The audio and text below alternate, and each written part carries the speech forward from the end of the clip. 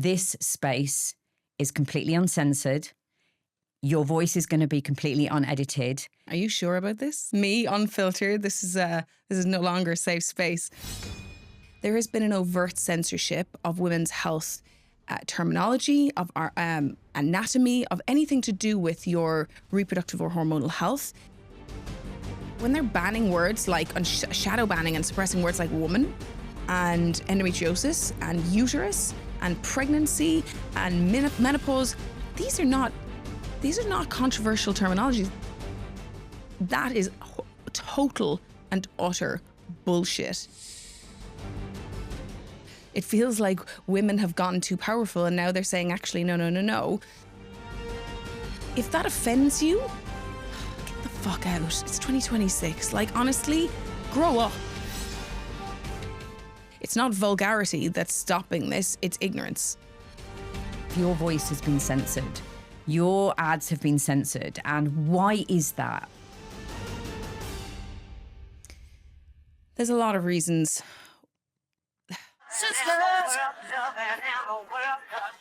Deirdre, welcome to Real Women's Stories. So before I begin, I just want to say one thing to you. This space is completely uncensored. Your voice is going to be completely unedited. This is for you to get your messages across. And for any of our listeners who don't know who you are and what Fertility does, please could you let us know? Sure thing. Are you sure about this? 100%. Me, unfiltered. This is no longer a safe space. So my name is Deirdre O'Neill. I'm one of the co-founders of Fertility. My background is that I am a dual qualified lawyer. I did a master's in medical law and then specialised in venture capital and M&A, and then started the reproductive revolution with my identical twin sister and an ovarian biologist, Dr. Gatroy. So Fertility is essentially a revolutionary approach to women's reproductive health and hormonal health. We have dedicated the last 7 years to conducting over 22 clinical trials and worked with hundreds of thousands of women to get them the answers they need sooner. So essentially it is diagnostic testing, telemedicine, treatments, and everything that a woman might possibly need along her hormonal lifespan. Absolutely fantastic. I've been watching your journey. Now, we have been speaking for a while. Why was it and what is it that you would like to tell our listeners today? I guess I have a consistent mission in mind. I think that women are consistently learning about their own health. And yet, in the absence of any sort of real form data or any real form information or education, they're missing the point. One of the things I really want to try and get across is the importance of your hormonal health, the importance of understanding your symptoms, the importance of knowing that you're not overreacting when it comes to these symptoms. And I guess just recognizing that there is a solution. There is a solution and there is guidance and help that's there for every woman, no matter what her life stage. Absolutely. And I totally advocate for what you have said in terms of our hormonal journey that we go on from a very young age, because so many times I have had myself and women around me where we have these pains, we don't really understand what's going on, we don't know what our periods are doing, we don't know what our hormones are doing. And I think what you're doing is providing a service so that we can understand our own bodies, because we are all individual human beings, as females as well. But I think one of the reasons why I wanted to bring you on here and why you and I have been talking is that your voice has been censored. Your ads have been censored. And why is that? There's a lot of reasons. There's a lot of reasons that we actually don't know the answers to, because I think currently it's a little bit elusive. Right now, it seems like it's reaching a bit of a crescendo, that people are paying attention to it because we're making a lot of noise. The reality is this has been happening for nearly 5 years. There has been an overt censorship of women's health terminology, of our anatomy, of anything to do with your reproductive or hormonal health, but everything beyond that. So there is a movement towards it. I want to say narrowing our voices. I want to say that it feels like women have gotten too powerful and now they're saying, actually, no.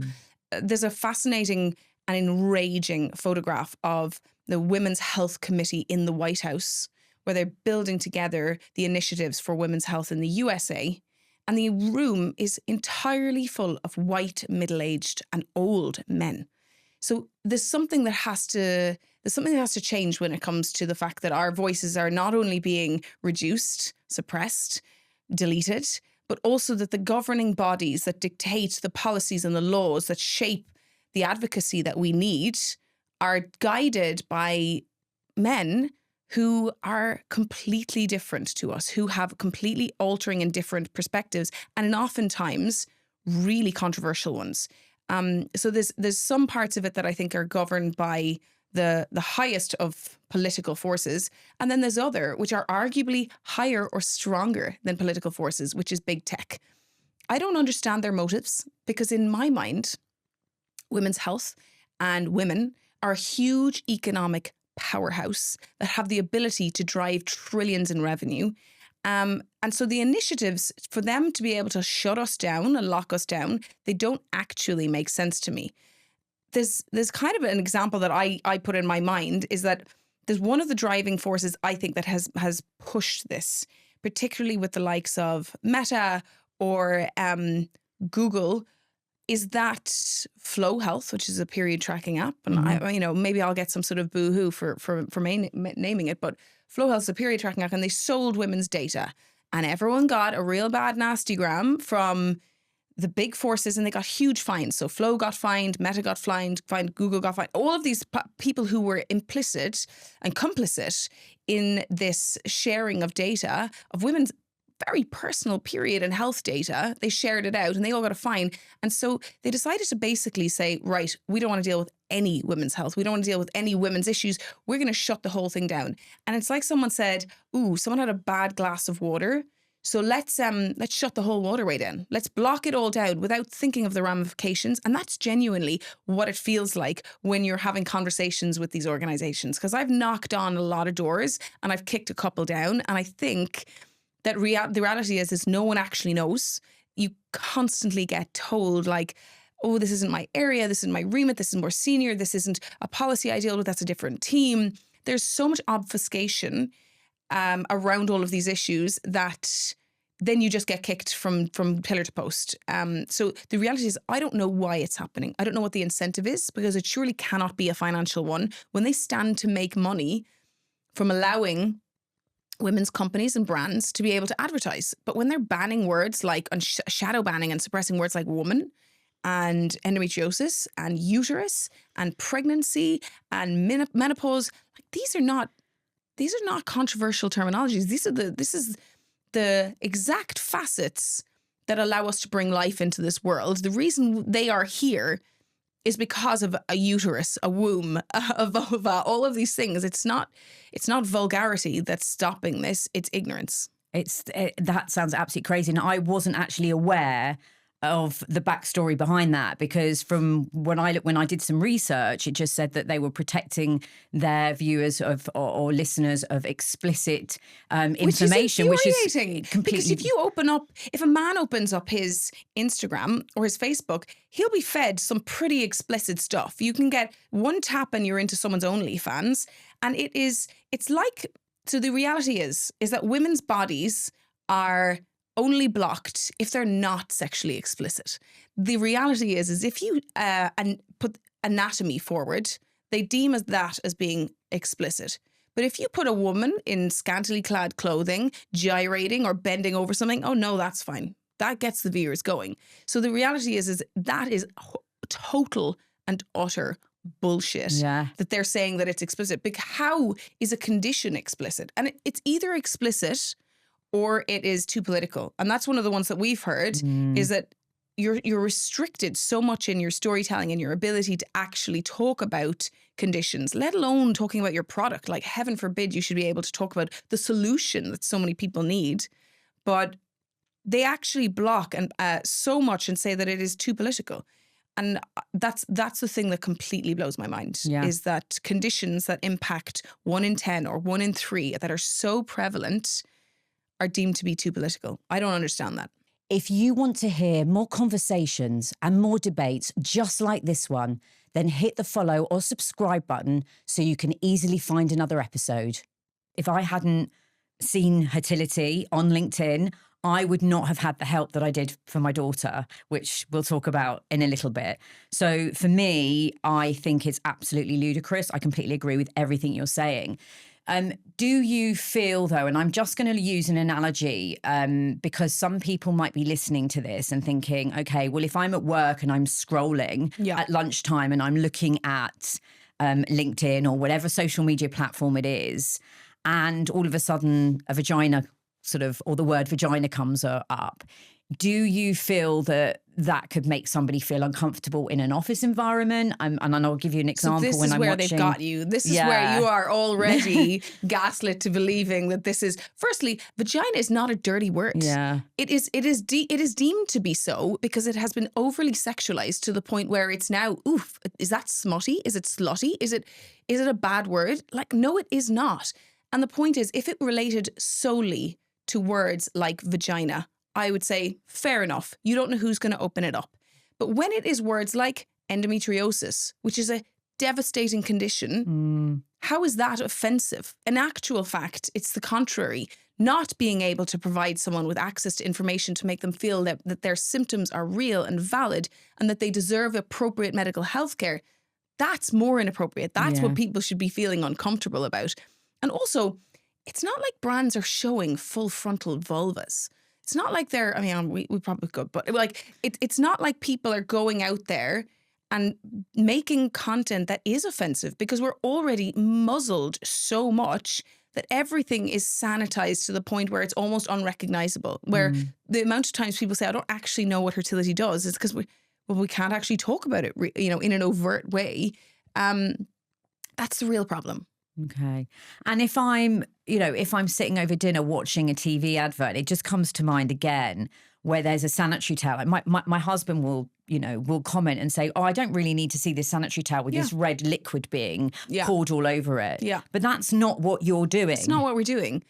I mean, the reality is that from the age of what now I think the average age is 8 to 12, girls are getting their periods and they have it for the rest of their life up to they're about, in their 50s. So the majority of their lives, they have this thing that happens to them every single month.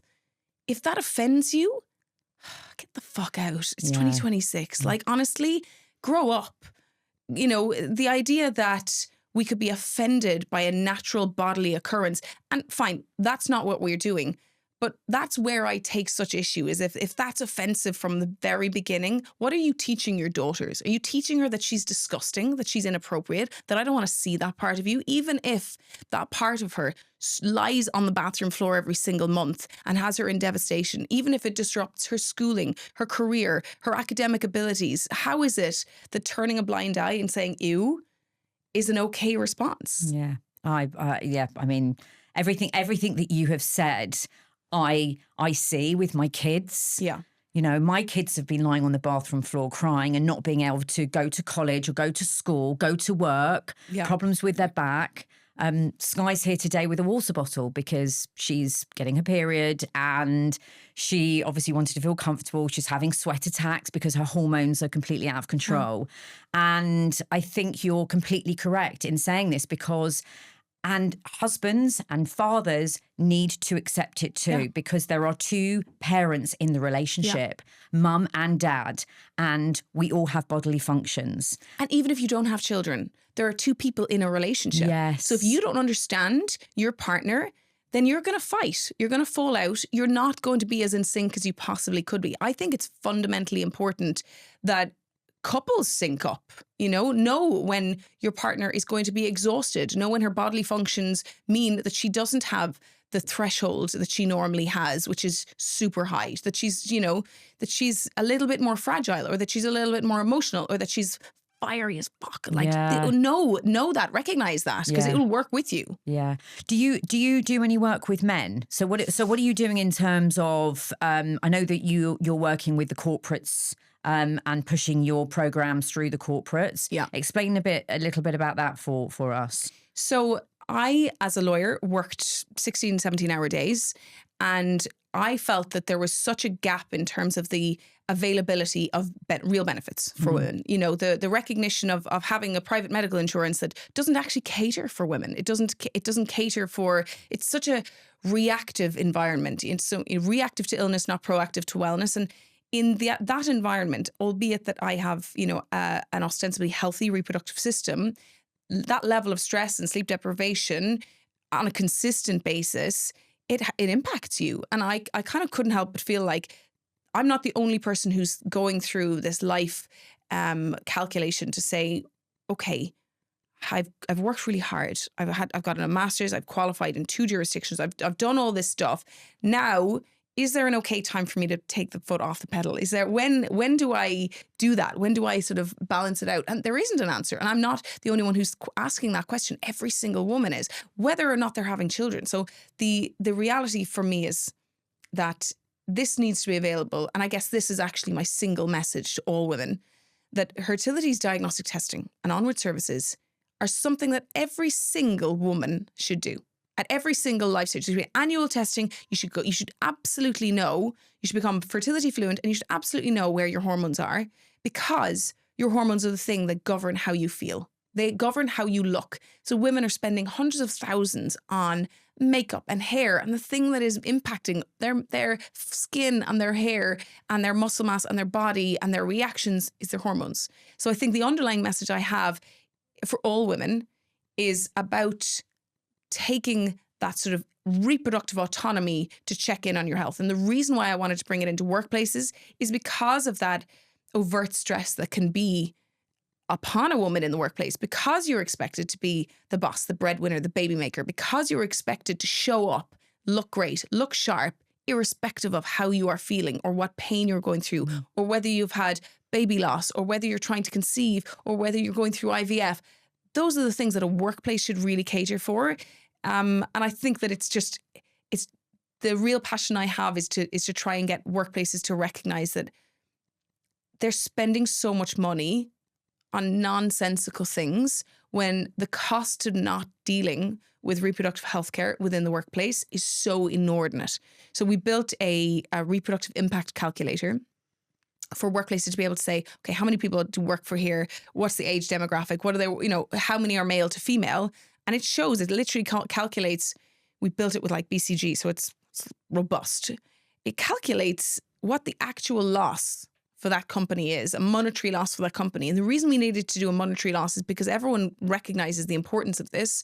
They think, do we have budget for it? I'm like, what are you spending on lanyards that are thrown in a bin? What are you spending on plastic, single-use, one-day event lanyards? Like, let alone the global impact that it has on climate or whatever it is. Think about what you're spending on nonsensical things. Use a sticker, you know?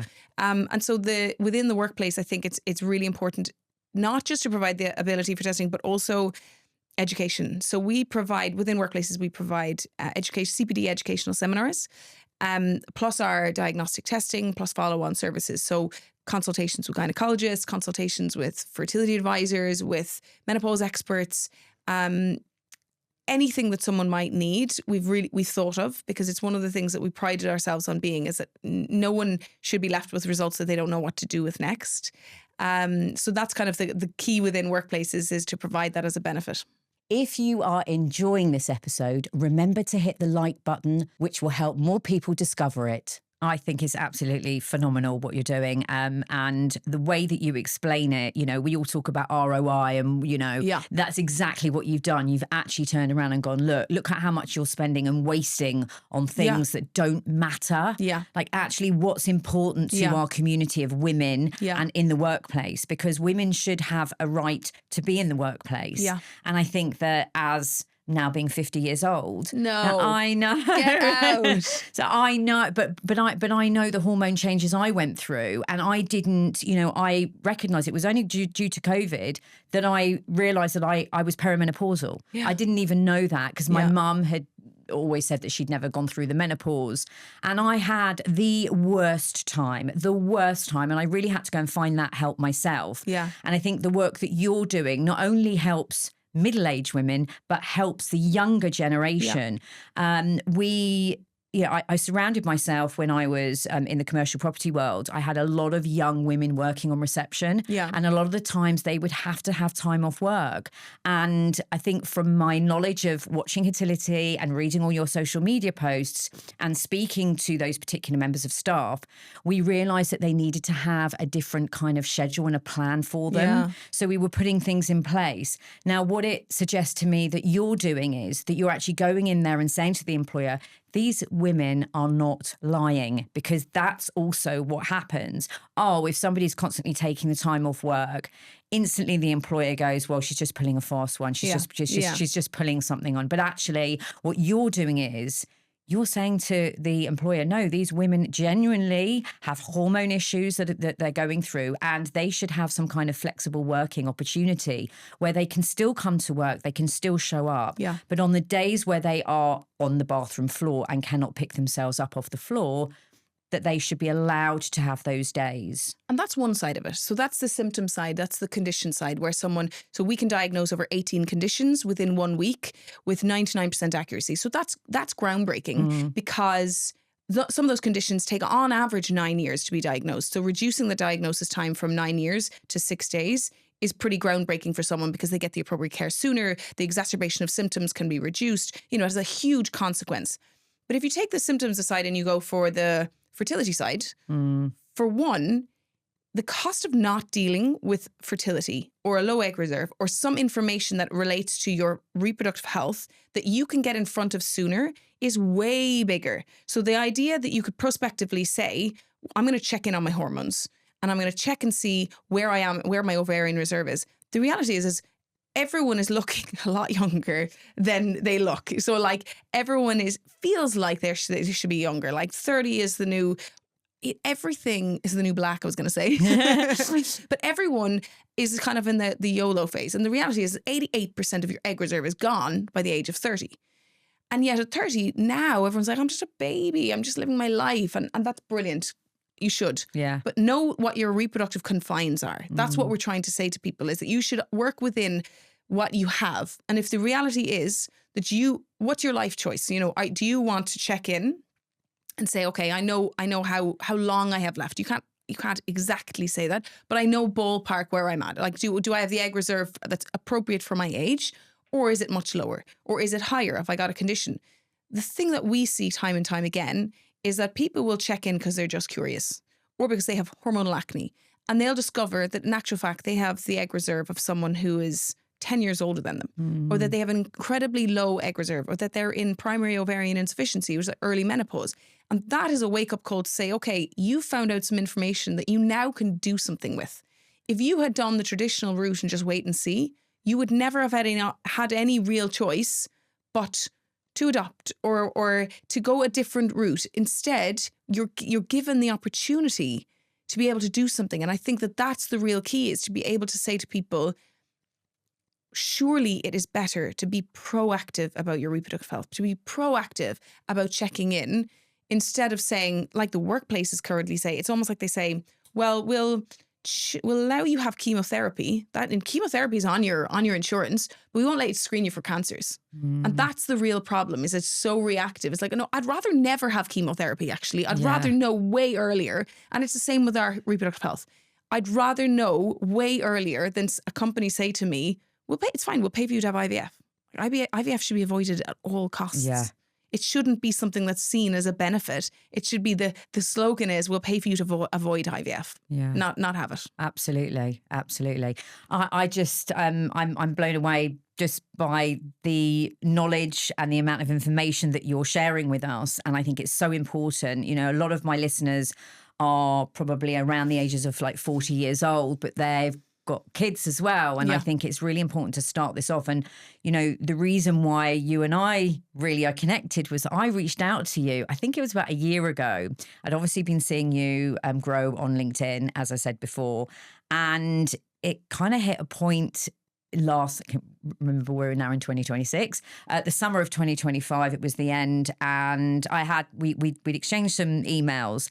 And Sky, my daughter, had a gastric bug, and she'd been complaining about her hormones for quite a while, always suffered with acne, kept saying to me, Mum, there's something wrong with me. I know there's something wrong with me. I just don't know what it is. And we kind of had pushed it under the carpet for quite a while, I think, honestly and truthfully. And I do feel bad, but obviously at the time she was sort of, 14, 15, 16, she was getting older. And this gastric bug was so bad, it just wasn't going away. So she had some tests done. And it was the time that I then spoke to the specialist, and he said, there's actually nothing wrong. And I said, Sky's been asking me, Mum, I think I might have endometriosis. Like, what can I do? And I think I emailed you and was like, I don't know what to do anymore. She's just in pain. She's rolling around in pain anymore. And you said, get her to have the test done with Fertility. Her experience was, and mine with it was incredible. I just want to let you know. And thank you so much. And I asked Sky just before we came on air, how would you describe your experience? And she said, they were always at the end of the phone for me. Whenever I rang, they answered the phone. I didn't have to wait for anything. They gave me clear instructions, for a 19-year-old who suffers with anxiety and is finding her way in life. The service that Fertility provided, that 250 quid, £200 that I spent was absolutely just gold, honestly. And thank you so much, because for her having to go through that journey with somebody holding her hand, so she now understands what her hormones are doing, and the aftercare service as well. I think the reports that came through. And I think one of the biggest things that actually I want to say and I think this is what you, is one of your highlights. Let's just think about if I had to go to the doctor to talk about my hormones. Yeah. I have to try and go online to get an appointment now. I may not get a female doctor. And as a young person, I don't want to speak to a male doctor. I want to speak to a female doctor. Has that doctor got the credentials for dealing with the hormones and gynecology and all that kind of stuff? No. So then I'm on a waiting list to see the gynae. Along with 760,000 other women. Right. On wait lists. And then I go in and say, look, I think I've got, because I've been looking at TikTok and I've been looking at all these videos, and I might have endometriosis.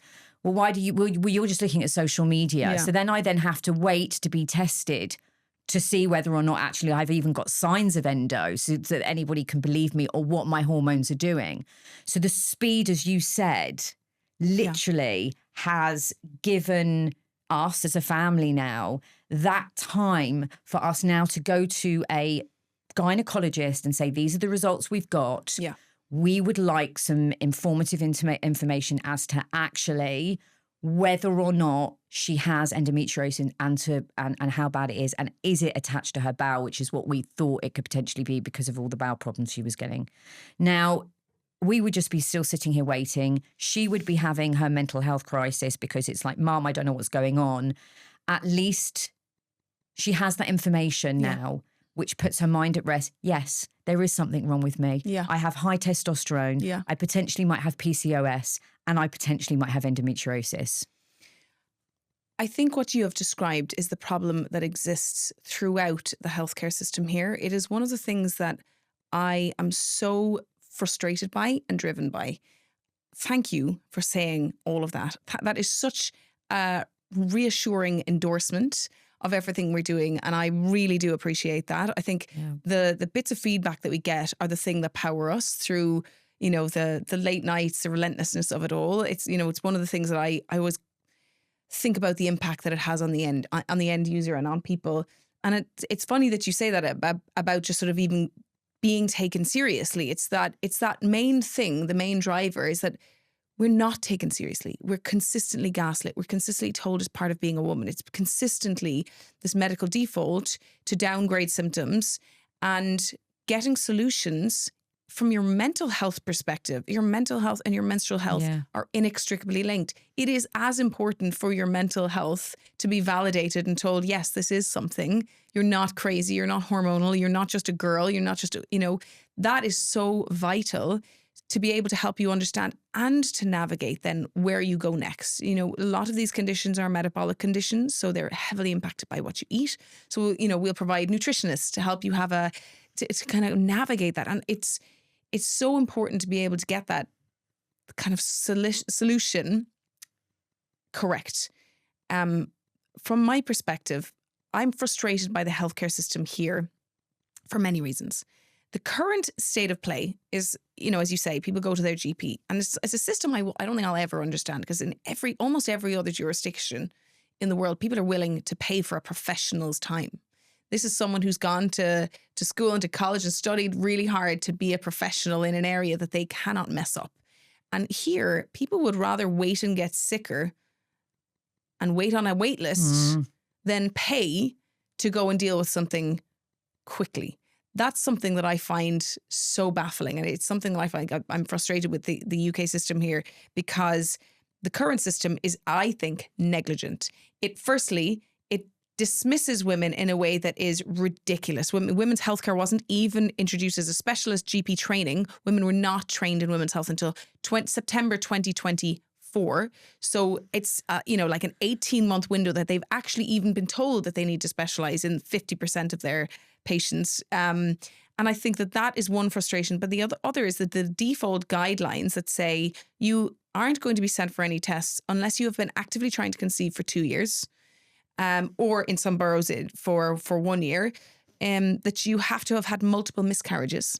So that's one of the barriers to entry for routine testing, is that you have to have multiple miscarriages, not just one, as if it's not devastating enough. I was going to say the mental, it's negligent. It's negligent. Or that you have to be in a same-sex, or you have to be in a heterosexual relationship, so you can't be in a same-sex relationship, or that you can't have any other previous children, even if your partner has children by another person. So like this barrier to entry for routine tests, honestly, it leads to death. It leads to devastation. It leads to childbirth loss. It leads to this emotional turmoil and economic impact that is incalculable. And I think that is a healthcare system that knows that your egg reserve is dropping, but still tells you to wait, is actually bananas. It doesn't make any sense to me. It's like saying, hey, we can see you have a tumor. Let's see how big it grows before we send you for any tests. Let's see how much worse this can get. And then contrary to that, private fertility clinics can charge thousands of pounds to test 1 or 2 hormones. We'll test 10 hormones and charge 90% less than a private fertility clinic, even though our tests are more regulated, where our tests are more expensive. You will get a diagnosis. You will get an in-depth analysis of your hormones. So like the accuracy, the breadth of testing, the breadth of regulatory capacity, the expert acumen that has gone into our tests versus, what you'll get at a clinic, which is incentivized essentially to push you through to IVF. They have no incentive at a clinic to say, well, let's see what we can do. Let's see how we can help your lifestyle factors, your nutrition, the things that, let's see what we can do to help you get pregnant naturally. It's just like, well, you can have a buy one, get one free IVF cycle, or if you buy 3 cycles, it's less. That to me is crazy. The current systems that exist, either on the NHS or private, I don't understand why every woman wouldn't just say, actually, why wouldn't I do it the proper way from the comfort of my home and have a digitalized solution that fundamentally understands me, that gets to know me through this health assessment. That's the thing I kind of struggle to get to grips with. But I think it's because not enough people know about you. Completely. And this comes back full circle. This is it. People don't know about us because people can't see our content and because we're blocked at every single corner. Have you ever felt silenced as a woman? Or have you ever felt that talking about women's issues makes people look the other way? Join the conversation and share your experiences in the comments below. Anyone that's listening to this, all of your information is going to be in the show notes. Tell me what your plans are for this year and how can people get in touch with you? What is it that you're advocating for? Is there a specific program that you're running or a campaign? I would love it if my full dedication of time could be just dealt with getting the message of this across to women. But instead, I think one of my goals for this year has to be in terms of political advocacy in relation to this algorithmic suppression and shadow banning. And, I wish that I didn't have to channel my inner Erin Brockovich and bring a class action against Meta and Google and TikTok, but I do, and I am. So part of my frustration with this year is that it's instead of it just being like, we're going to the moon on a tampon shaped rocket, it's going to be like, okay, you know, let's hustle up and try and see how we can take on big tech. Like that's a big kind of. I still think you could go to the moon hustle. on a tampon-shaped rocket. I love that idea. Maybe that's what we can use as a thumbnail for YouTube. It's brilliant. And for anybody who doesn't understand or the experience that we went through, so we got in contact with Fertility and we spoke to somebody who was, I guess, a specialist on the other end of the phone. I think you complete a form where you talk about what it is you want to find out about your hormones. That's the process. And maybe just talk a little bit about the process so somebody knows what they're going to get. For sure. So for on average in a medical appointment, so with your GP, you will have 9 minutes to disclose, oftentimes when it comes to your reproductive, highly intimate, personal information, whether it's about how you bleed, whether you bleed, how often you have sex, whether you have sex at all, have you had any infections. All of these things are highly intimate details. What we wanted to remove was the level of lying data where you're going to nod to your GP and say, no, I do not drink alcohol. No, I do not, you know, all of the different things. And the shame factor as well, at different ethnicities, different cultures, whether they can be candid or real and disclose information. By us having, everyone starts the journey with this online health assessment. And that for us is the way of personalizing it to the extent that we will be able to get you the appropriate information, the appropriate care you need, because we have the appropriate information, because it is truth data, because you've told us real information, because you're not staring someone in the eyeballs and you're not looking at someone who isn't the same culture as you, the same sex as you. And I think that is the really important thing. So the online health assessment is the first step. And in that health assessment, we've coded over 54,000 clinical scenarios to be able to get and signpost for 247 risk factors, so that we're really trying to get an idea of the things that help to get a diagnosis, the things that help understand what conditions you have, whether it's lifestyle factors that might be contributing, diet that might be contributing, external factors that might be impacting your overall health, so that you're getting a much truer picture. And then from that health assessment, you will be sent a personalized test. So depending on the answers to your questions, you send a personalized test. And I think the archetypes of people that it's addressed to is, I'm just curious. I'm planning babies. I'm planning future babies. I'm struggling with symptoms, or I have symptoms that I want to get to the bottom of. Or I think I'm perimenopausal, or I am menopausal, so that it's kind of breaking down every life stage to be able to get the right answers. And then you're sent a personalized test. You do it's an at-home blood test. You do it on the 3rd day of your cycle. It was a fingerprint. blood Yeah, test. that's right. Yeah. And I do remember that, because I've got a friend who's a phlebotomist. Yeah. And when I have my hormone test, I have it through phlebotomy. Yeah, exactly. And I remember Sky couldn't get it right. Yeah. So what you guys did a video call with her and actually talked her through it on the video call with her. So when I say hand holding, it literally was somebody in the room with her helping her, and she felt so comfortable with it. So it was a fingerprint, and then she just packaged it up, posted it off. Yeah. And then the results came back, but then she had somebody and I was actually on the call, because she was like, Mum, can you come on the call with me? Yeah. So we sat on the call together. It was a video call talking about the obviously results that she got and what she should do next. Yeah. Which is, I think, the most important thing. That's one of the things we've really worked hard for, is to be able to break down what hormones we tested, what they mean for you, what they mean in the context of your overall well-being, how they impact your day-to-day function, but then also kind of bring you through potential next steps and the things that might impact or help you going forward. Yeah. And I know that you have gynecologists with you within your organisation who you can pay to see. Yeah. We've got private healthcare, and also what the doctor on the other end of the phone said, we will give you a list of those gynaes because they might be covered under your private healthcare as well, which is really good. So then it means that we are covered if anybody does have private healthcare.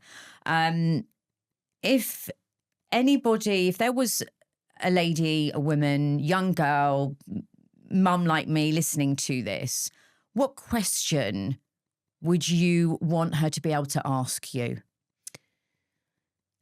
I don't know necessarily about questions, but I will say that I'm really guided by the data that we see. So in terms of the realization of symptoms or things that impact you, one of the questions that we ask is, have you ever been diagnosed with something? And it's yes, no, I've never been diagnosed, but I think something's up.